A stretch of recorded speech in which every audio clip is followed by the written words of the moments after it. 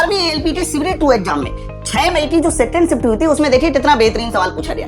हालांकि सवाल कई सारे बच्चों को तो समझ में भी नहीं आया कि सवाल में आखिरकार पूछा क्या जा रहा है। सवाल में पहले आपको पढ़ के दिखाता हूं। सवाल यह है कि HVAC सिस्टम के नियमित रखरखाव को एक मध्यम इको या ECO क्यों माना जाता है। मतलब HVAC सिस्टम को इको क्यों माना जाता है, आप इतना समझो। हालांकि ये सवाल देते समय इनको थोड़ा सा फुल फॉर्म लिख देते तो ज्यादा अच्छा होता।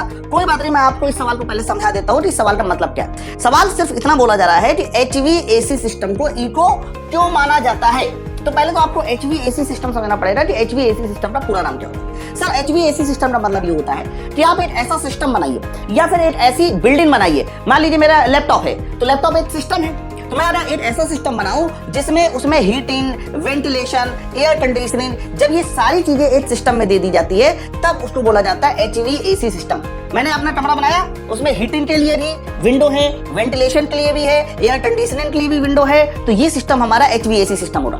इसको इको क्यों माना जाता है। सर इको का मतलब क्या होता है, एनर्जी कंजर्वेशन अपॉर्चुनिटी। अब आप खुद मुझे बताओ, अगर हीटिंग के लिए आपने खिड़की लगा रखी है तो आपको अंदर किसी तरह के हीटर लगाने की जरूरत नहीं है। वेंटिलेशन के लिए आपने कुछ रास्ते दे रखे हैं तो मानी बात है आपको फैन चलाने की जरूरत नहीं है। एयर कंडीशनिंग आपने कुछ और चीजें कर रखी है जिससे कि आपके अंदर ठंडी हवा आ रही है कमरे में, तो भी आप लोगों को फैन चलाने की जरूरत नहीं है, AC चलाने की जरूरत नहीं है। तो ये पूरा सिस्टम बनाते समय आपके पावर सप्लाई या पावर कंजप्शन की बचत होती है, और पावर की बचत होने की वजह से ही इसको एनर्जी कंजर्वेशन अपॉर्चुनिटी के नाम से जाना जा सकता है। तो इको HVAC सिस्टम को इको क्यों माना जाता है सर, इसलिए माना जाता है क्योंकि ये ऊर्जा लागत या एनर्जी कंजम्पशन को कम करता है। अब ये ऑप्शन ढूंढ लो, एनर्जी कंजम्पशन कम होगा तो बिजली का बिल कम हो जाएगा। अब देखो पहला ऑप्शन क्या लेता है, या ऊर्जा की लागत को बढ़ा देता है, नहीं सर गलत हो जाएगा। यह सिस्टम को ब्रेक डाउन को गति देता है, गलत। फिर यह सिस्टम की ऊर्जा की खपत को कम करता है, ये बात एकदम सही है। यह सिस्टम को ओवरहीट होने से रोकता है, गलत।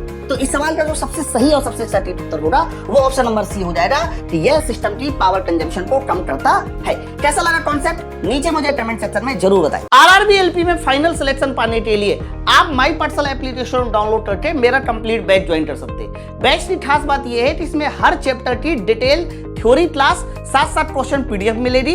इसके अलावा 2019 और 2024 के प्रीवियस ईयर क्वेश्चन का सोल्यूशन भी मिलेगा।